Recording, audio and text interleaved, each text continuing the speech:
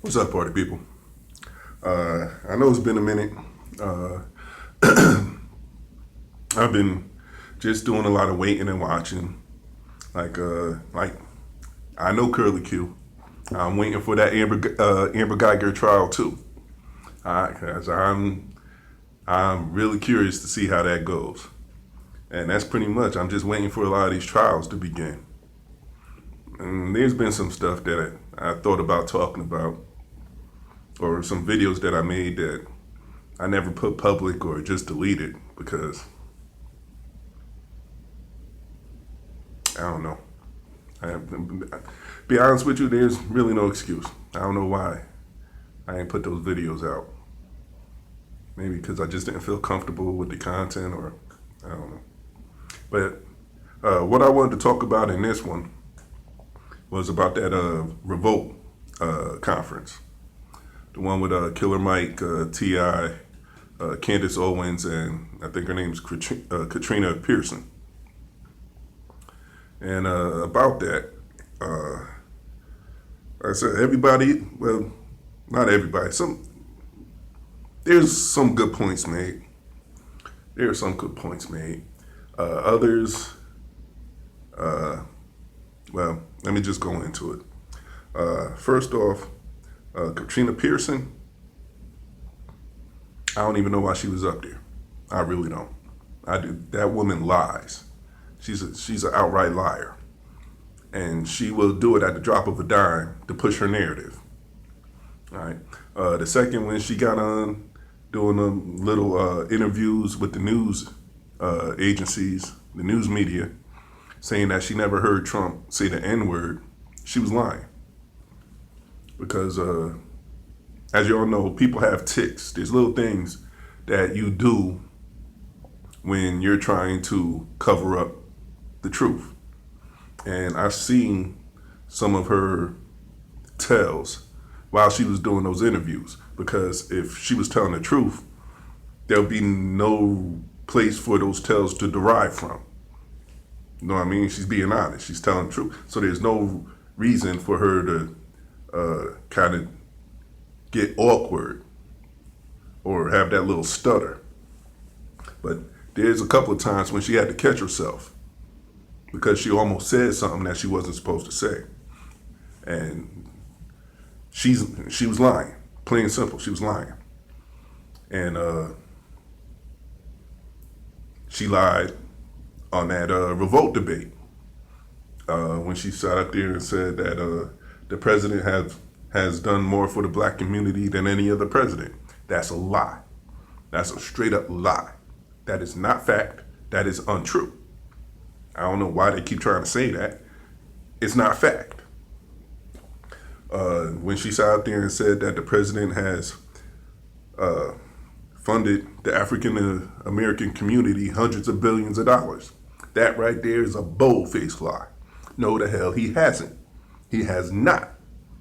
He's signed some legislation into place, yeah, but what she's talking about, no, the hell he has not. That's just fact. All right. As for Candace Owens, I didn't really see anything that she was lying about. You know, everything she said was fact. Well, but I disagreed. There's something I disagreed with her on. Oh, and just to finish up with Katrina Pearson, one thing I noticed is she kept pushing the role of the black mother. Like, she kept saying, as a black mother, as a black mother. And one of the questions I would have asked her is exactly what is your plight in being a black mother? Like, what is something that you have to worry about for you and your child that you can relate to these other women out here who have young men or young women? Because I know full well her kids don't go to the same schools. I know full well her kids don't live in the same neighborhood. So I would be very curious exactly what are your issues with being a black mother in this country today. as much as she was trying to emphasize that point. But anywho, back to Candace Owens. The thing with me about Candace Owens is she's a very smart woman. I give it to her. I give credit where credit's due. She's a very smart woman. But I think her logic gets in the way of her compassion and empathy sometimes. Like the same way Kirk had to keep getting on Spock because Spock would rationalize so logically, but he didn't quite see the full perspective until he put some compassion or empathy on some of his perspectives, because that could change illogical to logical real easy. Like, for example, like if two men are sitting there and you see one man smack another one, you'll say that's illogical.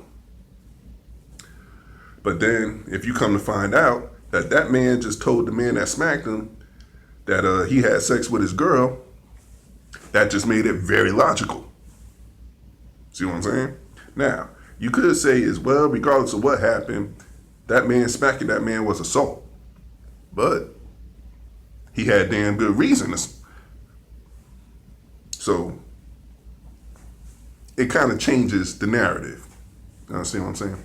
And that's what I think is my problem with Candace. She thinks extremely logically, but without the compassion or the empathy, she sees certain situations in the African American community as strictly black and white.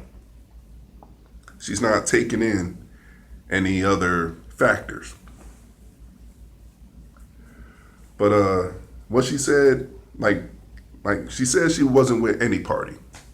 And keep in mind, I am not a Candace Owens fan. Not at all. Not at all. Can't stand the chick.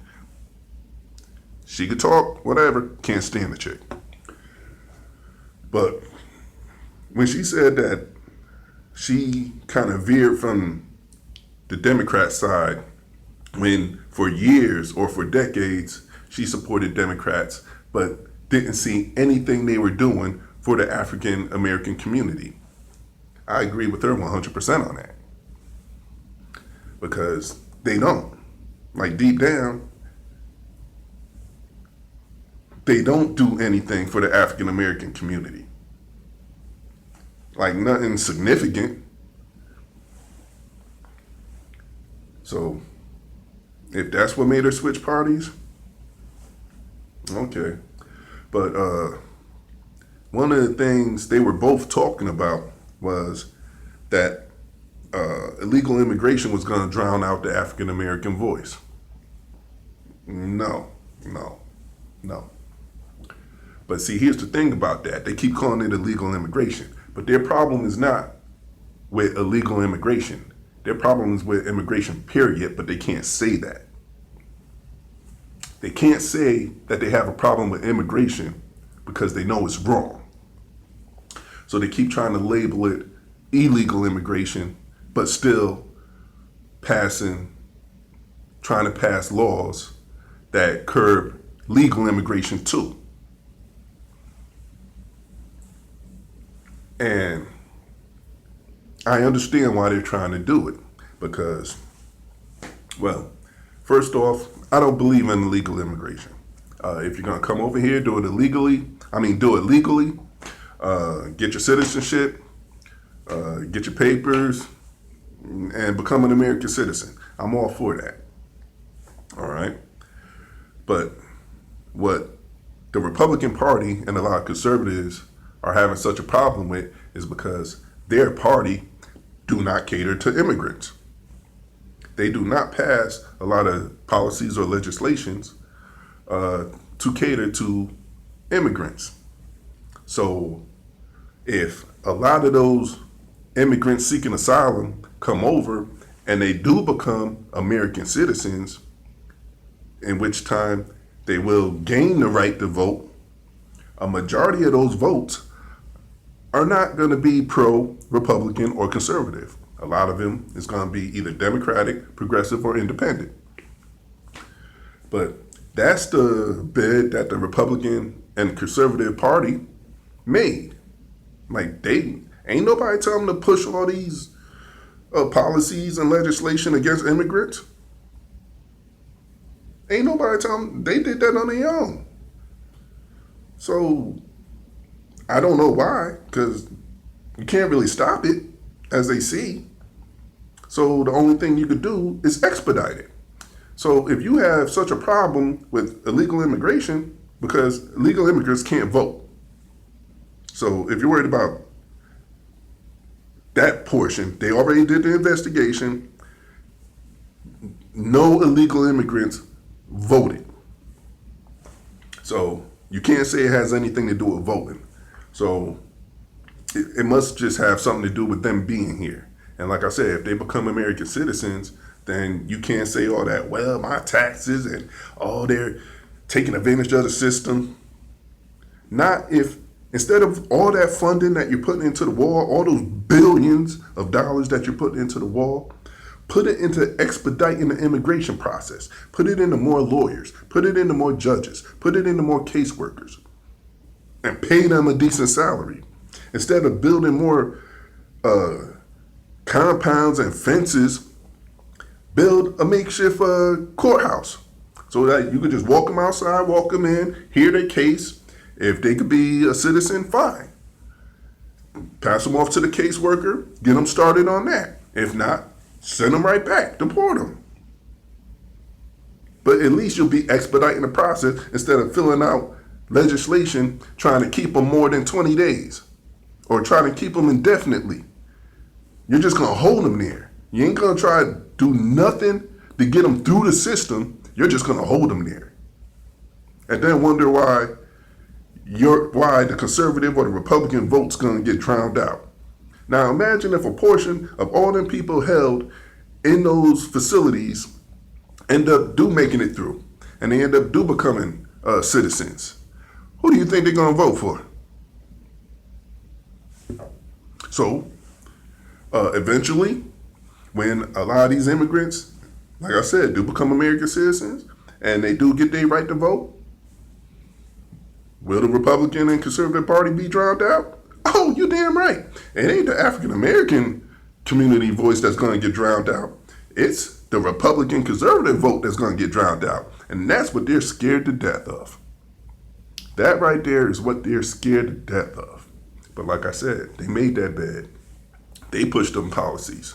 They talk about it every day. They're still doing it now. They're still out there pushing the policy. But it's inevitable. Like, all the people that they're holding, you're going to have to do something with those people.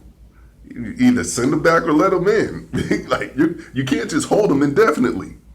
So eventually, like I said, if any portion of them end up becoming citizens and actually do get the right to vote,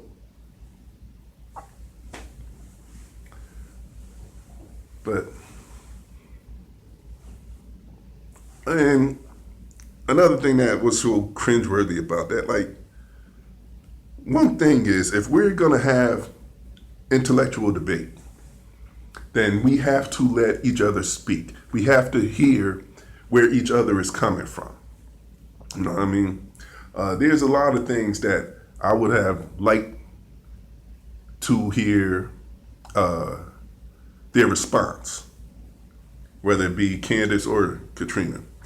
There's a few times that I really wanted to hear their response, but they was cut off or wasn't allowed to speak or constantly talked over. But if we're going to have any type of debate, we have to be able to listen to each other. And the things we disagree on, we talk about them. The things we agree on, cool. And that was the weird, because even a couple of them sitting up there mentioned it. Like, I forgot the dude's name, but a couple of those issues, they all agreed on. Everybody up there, a couple of those issues, they all agreed on. So even with just that, okay, If this is the stuff we can all agree on, then let's sit down. Candace has a voice in like I said, in a Republican conservative crowd. Even though I can't stand Katrina Pearson's ass, Katrina has a voice in the White House. Because I believe that's where she's still working, in the White House. Okay? T.I. has a voice among the hood, among the streets. Killer Mike has a voice among the progressives. So, and the other Katrina, I think she has a voice in more of the business side of African American businesses. So if all of them get together just on the topics that they agree on and just come up with a plan, a program, anything, then that would be a plus. Instead of sitting up there and bickering about the things they don't agree on. Like that's my main problem with government today. They sit there and spend so much time and so much energy bickering on the stuff that they don't agree on, that they don't do shit on the stuff that they do agree on. I can't work with you because you don't agree with me on this. Fuck that. We agree on this? Yeah, then let's do this. We'll get to that later. Let's do this now. You agree? I agree. Let's do something about it. But that's just me. That's just my opinion. And who am I? Just a guy on YouTube. So, I don't know. Like, I have mixed feelings about a lot of those debates because in some cases, it's good to hear where people are coming from and different perspectives, but in a lot of cases, nothing comes of it. Okay, y'all sat there and talked, now what? Ain't nobody working with nobody else. So you just sat there and talked for an hour about the plight of the African American community, and now what?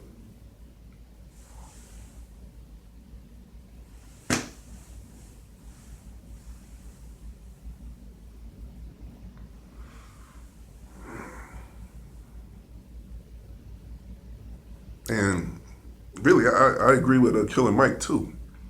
We have to start investing in ourselves. We have to start investing in the black community. Black owned, black run, black businesses. We really do, because we really do contribute a lot of capital to businesses. And we'll sit up there and pay outrageous prices for this name brand or this name brand. But the second you get a brother or sister with a business, you're looking for the hookup, or you're looking for something on the logo. You pay this extreme amount over here at this business, but you see a brother or sister over there, you want the hookup. Nah, you gotta support them the same way you're supporting them. Like, and I see a lot of times, even when a brother's trying to be positive and go around and spread the word about his business or something he's trying to do, there's no support there. With all this brother and sister talk, there's no support there. There really ain't. And I don't blame everybody. Like with some people, some of us, it's hard, man. Some of us really ain't got it like that right now. Some of us just trying to get to next week. Some of us have to get school supplies or supplies for our family, or a bill gotta be paid. Because they're tacking on more fees, more service charges than I've ever seen before. Things are just going up and keep going up. Like now, most places, you use a card, there's a fee for that. You're spending your money. You won't be charged that fee if you use cash. But just because you're using the money on your card, they're charging you a processing and service fee for that. to use your money because you're using your card. But that's business, right?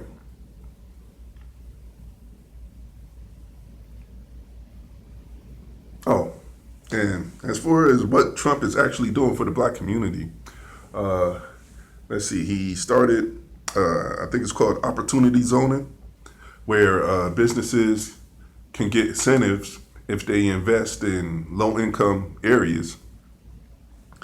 He made these areas among all 50 states. I don't know exactly what area in all 50 states, but somewhere in there, there's opportunity zoning where you can get incentives on your taxes for long-term business in that area. He bailed out some of the victims of Hurricane Katrina. He funded HBCUs. I think he gave HBCUs a 14% bump in funding. I don't know if it's still there because he's been taking a lot of money back recently. And he signed the first step for to combat or to do something about criminal reform. Okay, that right there is the list of everything Trump has done for the African American community since he's been president. And if you're saying, no, there's more than that, he's done more than that. No, he hasn't. That's all he's done. Legislatively. Like he keep trying to take the credit for the decline in unemployment, so on and so forth. But that's still up for debate. Because it started when Obama was still in office. He just riding the wave. So he really can't claim that. And other than that, that's all he has. You notice he don't talk about anything else. He goes to unemployment and putting African Americans to work, which I really don't believe that because I sure as hell don't see it, but whatever. But on why they keep saying, oh, he's done more than any other president. No, that's it. That's all he's done. And if you're saying, no, he's done more. No, I got that from the White House website. I got that from their website. Fact sheet for everything that President Donald Trump has done for the African American community since he's been president. That's all they got listed. Nothing about hundreds of billions of dollars to lower income communities. Nothing about more than any other. They didn't even say that. They said it's record numbers, but they never, even on his website, say that he's done more than any other president. And like I said, that's the White House website. Fact sheet. So, I don't know, people.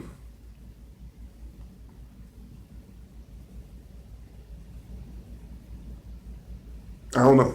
And I went over my 20 minutes again, so I'm going to let y'all go now. But like I said, as soon as that Amber Geiger trial starts, well, I'll be talking to y'all again. Till next time, y'all be blessed, be safe. One.